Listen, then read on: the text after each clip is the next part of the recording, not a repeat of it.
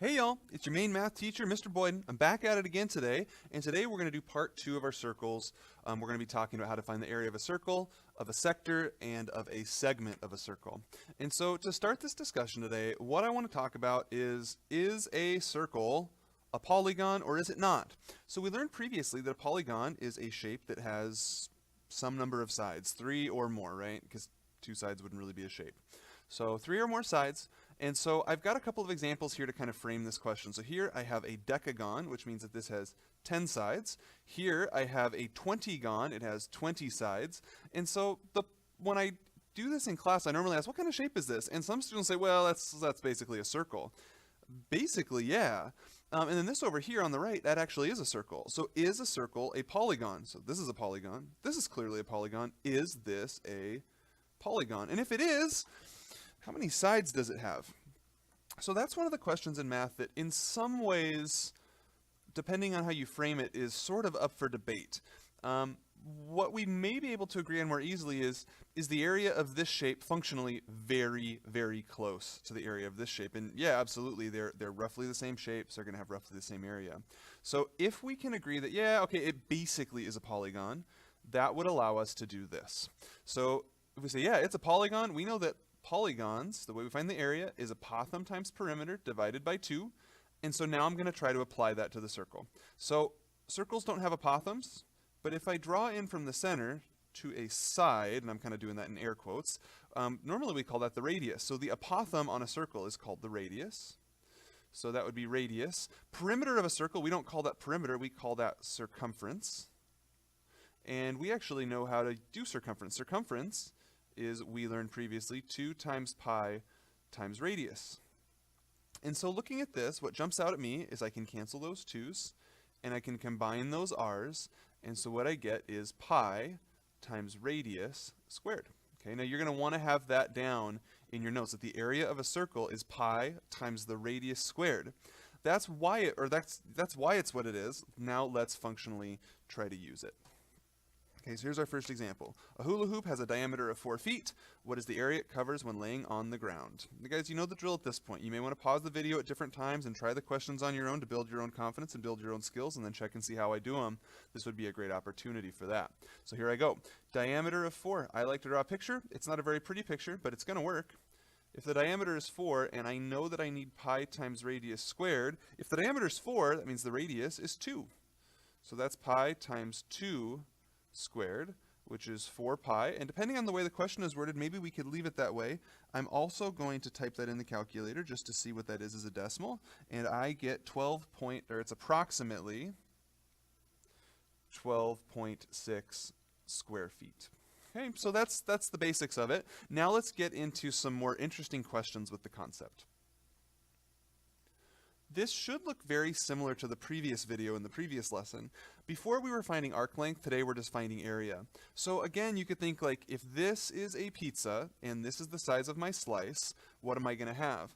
So what we have is part of the area. And I'm trying to frame this in the exact same way as we did in the previous lesson. So if we have part of the area, let's do the area part first of all. The area, we learned just now, is pi r squared. Part of, how much of the area do we have? Well, we have 1/4 of it. What's going to be a little bit more functional is if we use this fact that we have 90 degrees out of the grand total of 360. And then I'm going to come down here and rewrite this. I'm not going to leave r in there. I'm actually going to put in the radius. So I get pi, the radius is 4, so times 4 squared. And we simplify that, we get 4 pi. Now notice, it says, in terms of pi, comma, please. So what they're telling us is, do not hit the pi button in the calculator, or alternatively, we're going to have pi in our answer. So there it is, 4 pi, and I'm all good. Let's do another one. Okay, this would be a really good one for you to try on your own before watching how I do it. I'm just going to run through the setup real quick here, y'all. So I'm going to take 72 degrees out of the grand total of 360. That's how much of the area I want. The area is pi times 20 squared. And they ask for this to the nearest tenth, so that means calculator time. So 72 divided by 360 times pi times 20 squared. and I get 251.3 when I do that. 251.3, and we're talking about centimeters squared.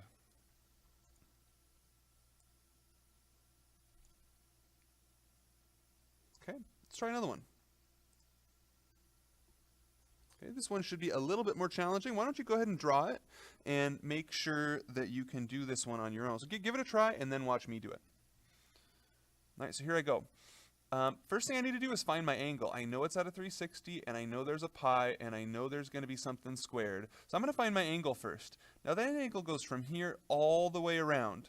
My favorite way of thinking about this is it's the whole circle except for the 45. So that's 360 minus 45, and that's 315 degrees. So I'm going to put a 315 right there. I need the radius. Don't be tricked by that 6. 6 is the diameter. So 3 is the radius, and it looks like it's already calculator time. So 315 divided by 360, and we're going to multiply that by 3 squared. I'm going to leave this one in terms of pi because it didn't say what it wanted, and leaving it in terms of pi is a preferred way of doing it in math. So now I'm going to see what I get. I get 7.875 pi. Cool. So now that we have the basics down, let's try to do an application. Okay, so here's an application where we have a horse who's tied up right here on a rope. So we don't want the horse to run away, but we want the horse to be able to eat some grass. So we get some grass in our field, and this is our shed. And we want to know what's the total area of grass that the horse gets to eat. So one way to attack this problem, knowing that we have a 5-foot rope, is we ask ourselves, where is the horse able to walk if he's tied to a rope? So little horsey can walk all the way down to here. Little horsey can walk down to here, but that's only 4 feet. So little horsey can go 1 foot further than that. So little horsey can go all the way down to here. And then we have to figure out, out in this region, where can the horse go? Well, if he's tied to a rope, the rope is going to cause him to walk in a circle. And so the horse gets to there. So the horse can have all this area, all that grass is just fine. Now when the horse gets to here, notice this is still the rope hanging out 1 extra foot. So the horse can still wrap around the corner right down there. In fact, I think I'll color code that in a different color so it shows up a little better in our calculations. So what was the question we were asked? What's the area of the grass the horse has to graze on, or the horse has available for grazing?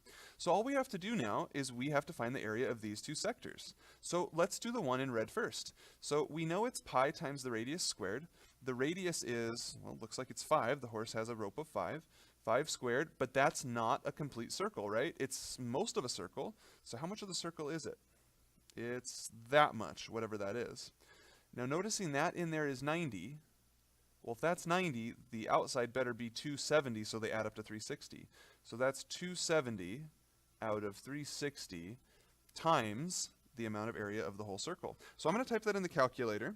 Since this is an application question, I'm going to do my answer as a decimal. I'm going to actually type in pi. So 270 divided by 360 multiplied by pi multiplied by 5 squared, and I get 58.9 when I do that. Okay. Now I'm going to come down and I'm going to work on this blue region down here.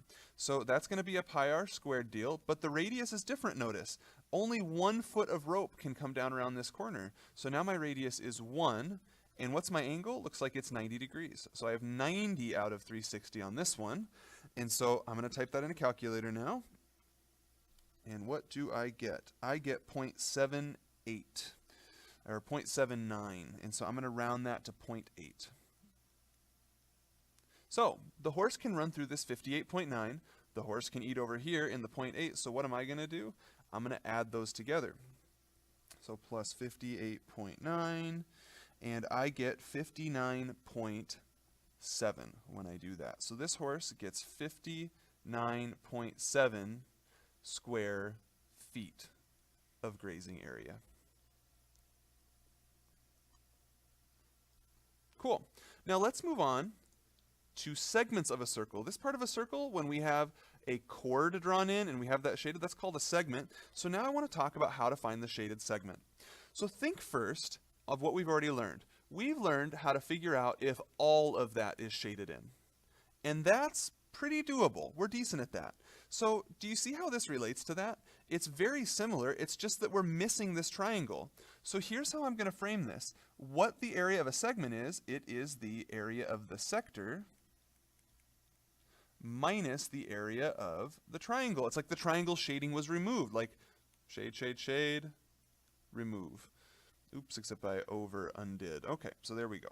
So what I'm going to do for that then, now that we know how to do a sector, sector is the angle, so 90 over 360 times pi r, which is 10, squared, minus the area of a triangle. Now, we learned previously a triangle is base times height divided by 2. So I'm going to fill in triangle area formulas again, because I know those are really easy to forget. If you don't have these in your notes anywhere, this would be a really good time. We had two formulas. One was base times height divided by 2, and that works great if we know the base and the height.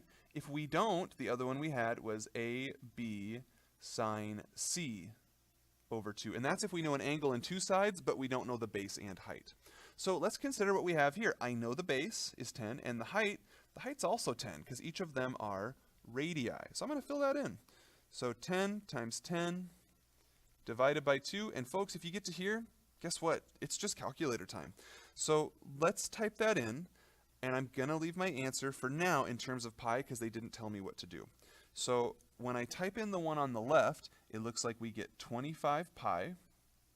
And when we come over here, we get 50. So that's going to actually be my answer, and that's going to be inches squared. Now, if you wanted to type that in a calculator so you could understand it more easily, go for it. That's great. But they didn't ask for it here, so I'm not going to for now. Let's try another one.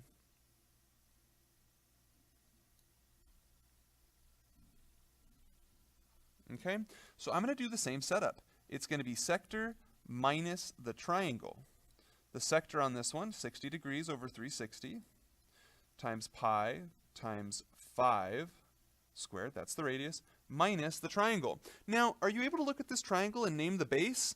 I'm not really sure. Maybe you could say 5 is the base, but then the height's going to be challenging to find. So we're going to use the AB sine C over 2 formula for the triangle on this one. So I know that the radii are always the same, so they're both 5. So what I get is 5 times sine 60 over 2. Now let's simplify. So when I simplify the left side, I get 25 pi over 6, and you can make that a decimal if you want to, totally fine, minus, and this one I'm going to have to actually type in the calculator. So what I get is 5 times sine of 60, and then we'll divide that by 2, and I get 10.8 on that. And so y'all, I'm actually going to leave that as my answer. Now, if you want to type the whole thing in the calculator, type in the pi, you can, just so you can see. Make sure you get a positive answer. Areas are positive, right? So be careful about that, but this is how they go. Okay, let's start mixing it up a little bit. We're going to do a couple more questions, maybe 2, 3, 4, 5, something like that. And these are going to require a little more creativity. Everything we've done so far is sort of cookie cutter, but now we're going to have to use a little bit more reasoning. So let's get started. On this one, circle has a diameter of 10. I'm going to draw that in, but I'm going to draw it in like this. I'm going to draw it in like a radius of 5. What is the combined area of the 4 segments of the circle? Okay, and so y'all, as we get now to these critical thinking questions, it would be awesome if you'd pause the video and try the question. Now, even if you don't know how to do it, come up with an idea of how you think we might approach it. That way you can get some feedback on that. Okay, so here's what I see. It's kind of as if the whole circle was shaded, but then we chopped out this part, or like if this was a pizza, like we chopped off all the crust. So to me, what that means is I'm going to do circle minus the part that's missing. The part that's missing is the square. So that's going to make this a little bit easier then, isn't it?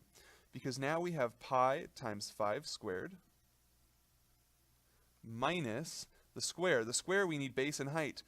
I don't know base and height right now. So what I'm going to have to do, or what I'm going to choose to do rather, I'm going to do a setup like this. And there are lots of ways to do this, y'all. If you recognize that's 45, you can use SOHCAHTOA.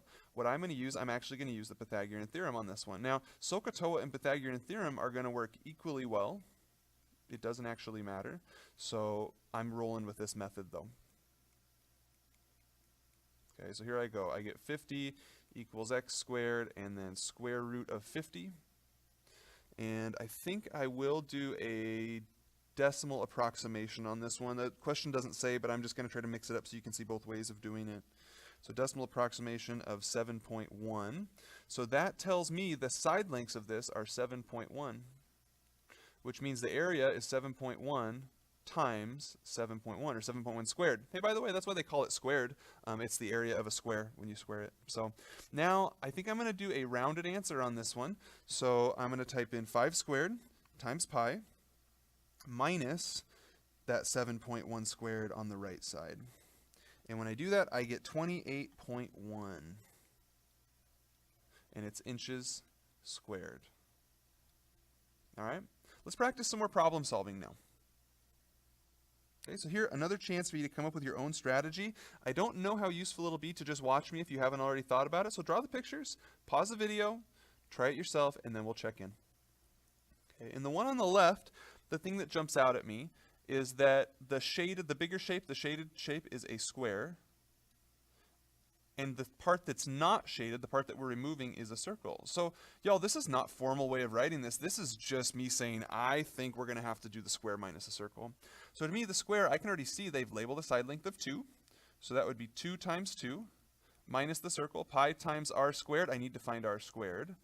Or I need to find what r is, rather. So if this whole length is 2, that indicates that the radius is 1. Why is that? Because if you had a radius going either way from the center, 1 plus 1 would have to generate that 2. So that's a 1. So what do I get? I get 4 minus pi. That's a perfectly good answer. We can leave that, or we can type it in and get a decimal. I'm going to show you both ways. If you actually subtract the pi, you get 0.86 approximately. And it's feet squared. Okay, so since it wasn't clearly stated in the question, or there really isn't a question, it's just a picture, either of those would be acceptable. Now, how is this next question on the right similar or different to the one we just did? The outer shape, or the bigger shape, is still the square. And what's being removed? It looks like we have half a circle being removed over here, and half a circle being removed over here. So if you remove a half a circle and another half a circle, that's like a whole circle. This is actually the same thing. So it's the square minus a whole circle, or 2 half circles. Both are good. So they told us that the height of the square is 8 feet. So that would be 8 times 8 minus pi times the radius. So if the base was 8, that means each radius is 4. So pi times 4 squared, or 64 minus 16 pi. That would be a perfectly fine answer. Or I'm going to type it in. So 64 minus 16 times pi. And I get 13.7. Yes, 13.7 when I do that. Okay, so either of those answers are perfectly fine. Okay, let's do 2 more, and then we'll wrap it up for today. And here they are. These ones, I hope you can see that the part that's missing is the segment. So we actually need to find out what the segment is so we can subtract that off. Now, there are a variety of ways to do this, and I think I may try to show a different technique for each one. So I'm going to use addition for one of them and subtraction for the other, so you can understand there are multiple correct strategies for this. So what I'm going to do on the first one, I'm going to show that it's a sector plus a triangle. And I hope you can see sector is here, triangle is there, and then I'm just totally excluding that segment right there. In order to find the sector, I need this outer angle, that's 270 over 360 times pi times 18 squared plus the triangle. Now the triangle, because that's a right angle, I have a base and a height. So that's 18 times 18 over 2. And this one I think I'll do as a decimal, so I'm going to try to type in that whole thing. So I get pi times 18 squared, and I'm multiplying that by 270 over 360. And then to that, I'm going to add 18 squared over 2. So that's the triangle. And when I do that, I get 925.4. Okay, so that's one method. Now, don't get so bogged down in the steps. What's really important is that you understand the logic. I added the area of a sector and the area of a triangle because those were the shapes that were shaded. Now, we could do the exact same thing over here. I'm going to show an alternate approach, however. What I'm going to show is that you could also do the whole circle minus the segment. So that's going to be kind of interesting to think about the segment. So I have to dig a little deeper on that. So I'm doing the circle, but how do you find a segment? Remember, the way we did that previously is we took the sector, the whole thing, minus the triangle. So here's what I get now when I do that. I get sector minus triangle. So this is going to be a little bit more work, but I do want you to see there's different ways to do it. So let's start filling in what we know, and let's start finding what we don't know. So my circle, that's pi r squared, or pi times 9 squared. The parentheses matter here, people. So that's 120 over 360 times pi times 9 squared minus the triangle. Now for the triangle, I know the base, that's 9, but the height, that's not going straight up and down. They aren't perpendicular. So I'm going to use the AB sine C formula. So that would be 9 times sine of 120 over 2. And so that's my setup. Now, you see how much bigger and gnarlier that setup looks than the one we did previously over here? That's okay. It's still going to work. I think I'm going to leave this one in terms of pi, just again so we can see the differences. So 9 squared turns into 81 pi. And then over here, we have 120 over 360. So that would be 27 pi. And then over here, I think I might need to actually type that one in the calculator. So 9 times 9 times sine 120. And we're going to divide that by 2, and we're going to get a decimal. So 35.1. And I forgot my parentheses. Minus 35.1. Now to simplify this, I notice I have like terms right here. So I'm going to do 81 minus 27. I'm leaving the pi out of it, and here's why. Because if I just work with the whole numbers, I now have 54 pi, and I don't have to deal with those nasty decimals. And then notice we have minus a negative. That turns into a plus 35.1. So that's one correct answer. Or we can type that in the calculator. So 54 pi plus 35.1. Oops. And I get 204.7. centimeters squared. And that reminds me, I forgot to write feet squared over here. So y'all, it gets a little more challenging now, and we have to do a lot more critical thinking. But that's okay. That's part of why math is really, really fun. I hope you enjoyed today's video, and we'll see you next time.